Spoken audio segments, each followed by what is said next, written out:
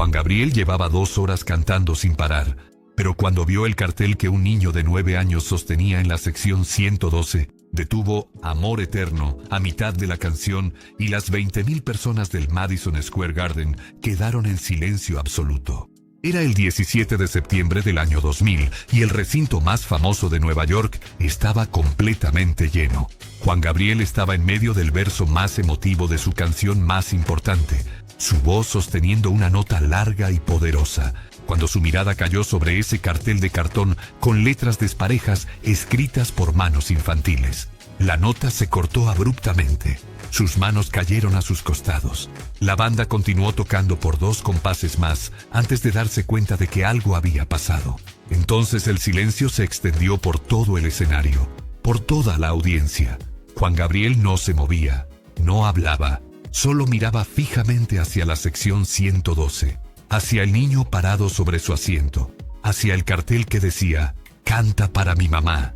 Juan Gabriel había subido al escenario 2 horas antes con esa energía inagotable que lo caracterizaba, acompañado por su banda completa y un grupo de mariachis que llenaban el espacio con color y sonido. La audiencia era una mezcla extraordinaria de familias mexicanas que habían ahorrado durante meses para comprar boletos, jóvenes de segunda generación conectando con sus raíces y fans de todas las edades que conocían cada palabra de cada canción.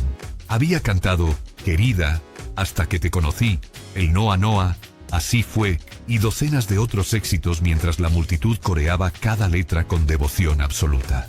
El Madison Square Garden, ese templo del espectáculo que había visto a los más grandes artistas del mundo, vibraba con una intensidad especial porque Juan Gabriel no solo daba conciertos, sino que creaba experiencias, momentos de conexión profunda entre él y cada persona en esa audiencia. Se movía por el escenario sin mostrar cansancio. Contaba historias entre canciones, hacía reír a la gente, los hacía sentir que estaban en su sala compartiendo música con un amigo cercano.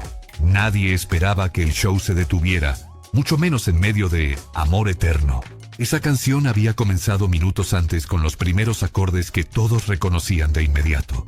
Esa melodía que Juan Gabriel había escrito para su madre y que se había convertido en el himno de México para honrar a los muertos. El Madison Square Garden se había llenado de un silencio reverente cuando empezó, porque todos sabían lo que venía.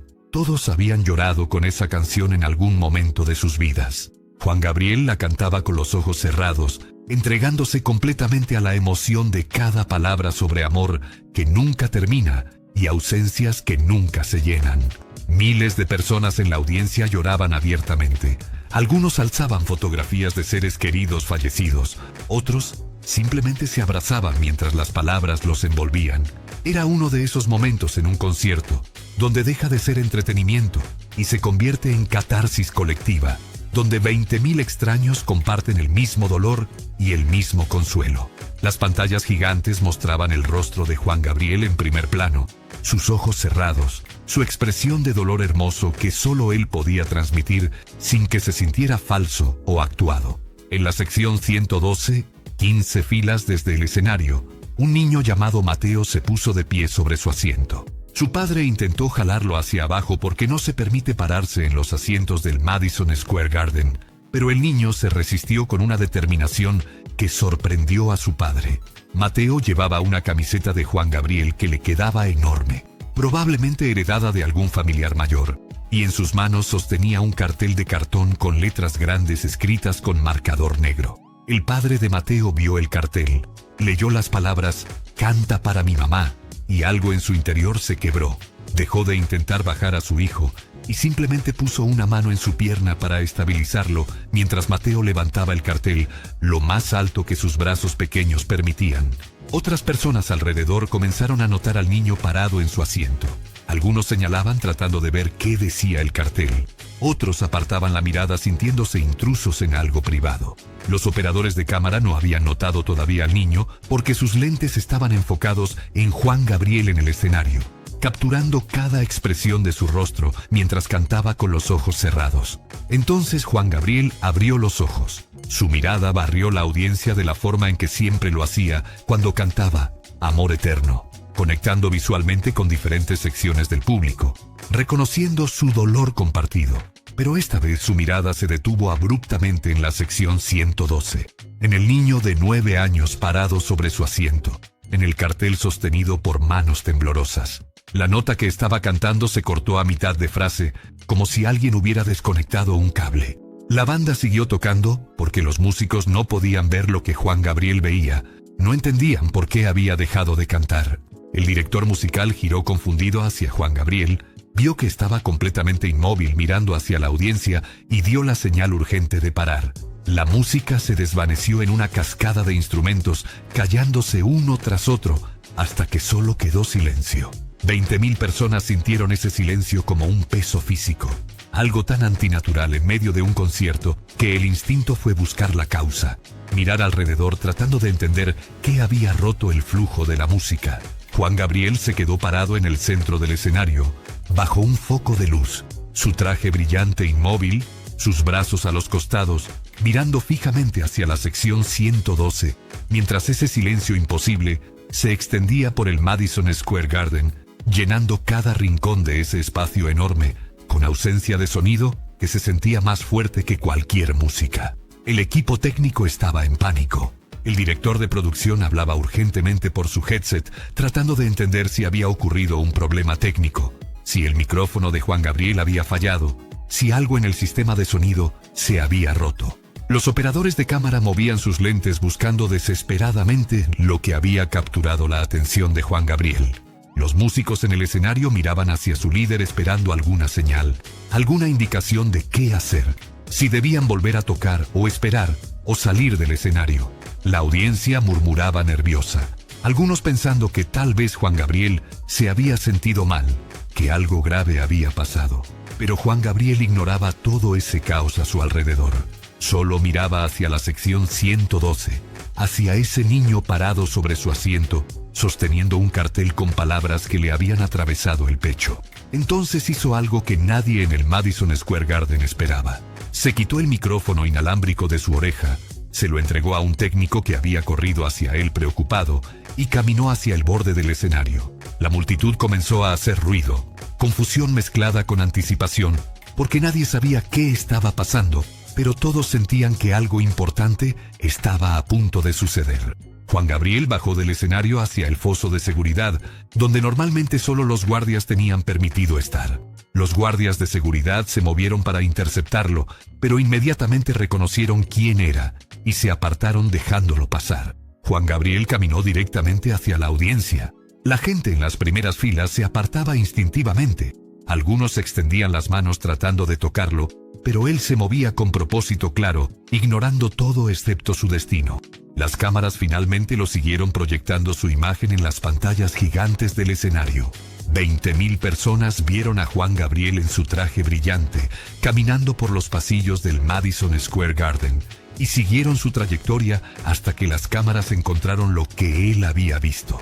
Un niño pequeño, parado sobre su asiento en la sección 112, sosteniendo un cartel. Las pantallas hicieron zoom en el cartel, y todos en ese recinto pudieron leer finalmente las palabras que habían detenido el show. Canta para mi mamá. Juan Gabriel llegó a la sección 112. La gente se apartaba dejándole paso, algunos con lágrimas ya corriendo por sus rostros porque ahora entendían. Madres apretaban a sus hijos contra ellas. Padres miraban hacia otro lado limpiándose los ojos. Juan Gabriel subió por las escaleras de la sección. Pasó por las filas de asientos hasta llegar donde estaba Mateo, todavía parado sobre su asiento, todavía sosteniendo el cartel con brazos que ahora temblaban visiblemente. El padre de Mateo tenía la cara enterrada en una mano, tratando de no desmoronarse completamente, mientras con la otra mano seguía sosteniendo la pierna de su hijo para que no cayera. Juan Gabriel se detuvo frente a Mateo y por primera vez desde que había bajado del escenario, habló. Su voz sin micrófono era suave, pero los micrófonos ambientales de la arena la capturaron y llevaron por todo el recinto. Le preguntó al niño dónde estaba su mamá. La voz de Mateo era tan pequeña que apenas se escuchaba, pero las palabras llegaron claras a través del silencio absoluto del Madison Square Garden. Le dijo que su mamá estaba en casa, que estaba muy enferma, que ya no podía ir a conciertos, pero que estaba escuchando por la radio que su papá había dejado encendida junto a su cama. Juan Gabriel se agachó para quedar a la altura de los ojos de Mateo. Le preguntó el nombre de su mamá. Mateo dijo, Consuelo, con voz quebrada. Juan Gabriel repitió el nombre, Consuelo, como si estuviera grabándolo en su memoria. Entonces miró al padre de Mateo, que seguía sin poder levantar la vista, abrumado por la emoción de tener a Juan Gabriel parado frente a ellos, de que el hombre cuya música había sido la banda sonora de su matrimonio, de su vida entera, estaba ahí por ellos. Juan Gabriel le preguntó al padre qué tan enferma estaba Consuelo. El padre no pudo responder con palabras, solo negó con la cabeza, de la misma forma que se niega cuando las palabras no alcanzan, cuando la respuesta es demasiado terrible para decirla en voz alta. Juan Gabriel entendió todo en ese gesto. Puso su mano en el hombro del padre por un momento, un gesto de comprensión silenciosa entre dos hombres que sabían lo que significaba amar a alguien que se está yendo. Entonces se quitó algo del cuello, una cadena delgada con una medalla de la Virgen de Guadalupe que siempre llevaba bajo su ropa, que nadie del público sabía que existía porque no era parte del show, sino parte de él. Se la puso a Mateo alrededor del cuello. Le dijo que le diera esto a Consuelo, que le dijera que Juan Gabriel había cantado para ella esa noche y que la Virgen la cuidaría. Juan Gabriel se incorporó y comenzó a caminar de regreso hacia el escenario. La ovación que estalló en el Madison Square Garden fue diferente a cualquier ovación de concierto. No era el grito salvaje de fans emocionados, era algo más profundo, algo que sonaba como 20,000 personas llorando y aplaudiendo simultáneamente. 20,000 voces expresando asombro y gratitud y reconocimiento de haber presenciado algo sagrado. Juan Gabriel caminó por el pasillo de regreso al escenario sin apurarse, sin gestos teatrales. Solo un hombre regresando a su trabajo después de hacer lo que su corazón le había exigido. Subió al escenario, le hizo una seña al técnico de sonido, quien le trajo su micrófono inalámbrico de vuelta y se lo puso en la oreja. Se paró frente al micrófono de pie, en el centro del escenario, mientras los aplausos continuaban. Levantó una mano pidiendo silencio, y gradualmente el Madison Square Garden se calmó, hasta que solo quedó ese silencio expectante, esa quietud de 20,000 personas esperando sus palabras. Juan Gabriel habló con voz clara y firme. Dijo que iban a terminar Amor Eterno, que esta vez la cantaría para Consuelo, que esperaba que estuviera escuchando, porque esta canción era para ella. Miró hacia su banda, hacia el director musical, y dijo algo más. Tóquenla diferente. Síganme. Voy a cambiar el arreglo. Los músicos intercambiaron miradas rápidas, pero asintieron porque cuando Juan Gabriel pedía algo así, no se cuestionaba. Juan Gabriel contó 1, 2, 3, 4 y Amor Eterno comenzó de nuevo. Esta vez la tocó más lenta, más suave, cada nota dada espacio para respirar. Los arreglos de mariachi que normalmente dominaban la canción ahora tocaban con volumen reducido, casi susurrando detrás de su voz. Él no cantaba para 20,000 personas en el Madison Square Garden. Cantaba para una mujer llamada Consuelo, acostada en una cama en algún lugar, escuchando por un radio junto a su almohada. Cantaba cada palabra con claridad absoluta, su voz quebrándose en los lugares correctos, no por técnica, sino por emoción genuina. No había gestos dramáticos, no había movimiento por el escenario. Solo un hombre parado frente a un micrófono, despidiéndose de alguien que nunca había conocido. Mateo seguía parado sobre su asiento en la sección 112, una mano sosteniendo el cartel y la otra apretando la medalla de la Virgen que ahora colgaba de su cuello, llorando mientras escuchaba a Juan Gabriel cantar para su mamá. Cuando Juan Gabriel cantó la última nota, el Madison Square Garden estalló en aplausos. Juan Gabriel levantó la mano hacia la sección 112, un gesto final para Mateo que decía, «Ya está, lo hice por ella», y luego se giró para continuar el show. El padre de Mateo finalmente pudo bajar a su hijo del asiento. Lo abrazó fuerte contra su pecho y ambos lloraron ahí, entre extraños que les daban palmadas en los hombros y les ofrecían pañuelos. Mateo no soltaba la medalla. La apretaba tan fuerte que le quedó marcada en la palma de la mano. Su padre le susurró al oído que mamá había escuchado, que Juan Gabriel había cantado para ella, que ese momento era para siempre. El resto del concierto pasó como un sueño para ellos. Apenas prestaban atención a las otras canciones, todavía procesando lo que acababa de suceder, todavía sintiendo el peso de ese momento. Cuando el show terminó y comenzaron a salir del Madison Square Garden, Docenas de personas los detenían para abrazarlos, para decirles que habían presenciado algo hermoso, para preguntarles sobre Consuelo. El padre de Mateo contaba la historia una y otra vez. Cómo su esposa estaba enferma, cómo habían hecho el cartel esa tarde con la esperanza de que Juan Gabriel lo viera entre miles, cómo nunca imaginaron que él detendría todo el show. Mateo mostraba la medalla a quien preguntaba, explicando con voz todavía temblorosa que Juan Gabriel se la había dado para su mamá. Cuando finalmente llegaron al auto, el padre encendió el radio y llamó a la casa. Una voz débil contestó. Era Consuelo. Le preguntó si había escuchado, si había oído cuando Juan Gabriel dijo su nombre, cuando cantó para ella. Consuelo lloraba del otro lado de la línea diciendo que sí, que había escuchado cada palabra, que Juan Gabriel había cantado diferente, más lento, más hermoso, que sabía que era para ella. Mateo le contó a su mamá sobre la medalla, sobre cómo Juan Gabriel se la había quitado de su propio cuello y se la había puesto a él para que se la diera a ella. Le dijo que Juan Gabriel le había dicho que la Virgen la cuidaría.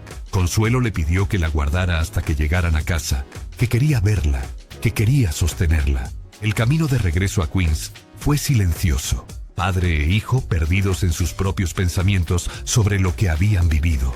Cuando entraron a la casa, Mateo corrió directo al cuarto de su mamá y le puso la medalla en las manos. Consuelo la sostuvo contra su pecho, cerró los ojos y sonrió de una forma que su esposo no había visto en meses.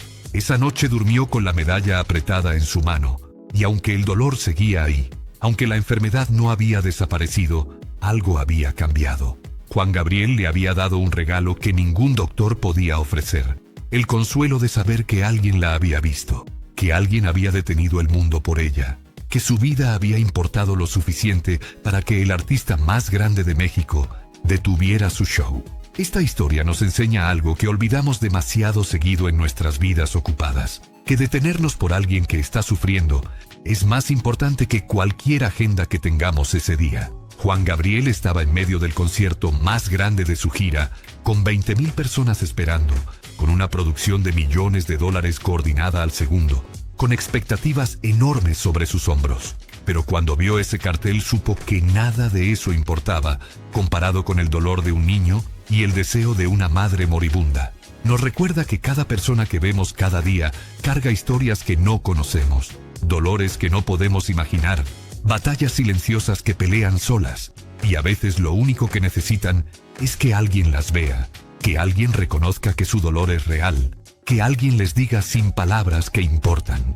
No todos tenemos el escenario del Madison Square Garden para hacer gestos grandes, pero todos tenemos momentos donde podemos elegir detenernos, donde podemos elegir ver a alguien que está sufriendo en lugar de seguir adelante con nuestras vidas. Esa elección, ese momento de humanidad, puede significar todo para alguien que se siente invisible. Si te gustó esta historia, suscríbete al canal, deja tu like y activa la campanita para no perderte los próximos videos. Cuéntame aquí en los comentarios, ¿desde dónde estás viendo este video? Nos encanta saber de qué parte del mundo nos acompañan los fans de esta leyenda de la música mexicana. Si quieres apoyar el canal y ayudarnos a seguir trayendo estas historias, haz clic en el botón gracias aquí abajo y deja tu contribución. Eso hace toda la diferencia para nuestro trabajo. Muchas gracias por ver. Nos vemos en el próximo video.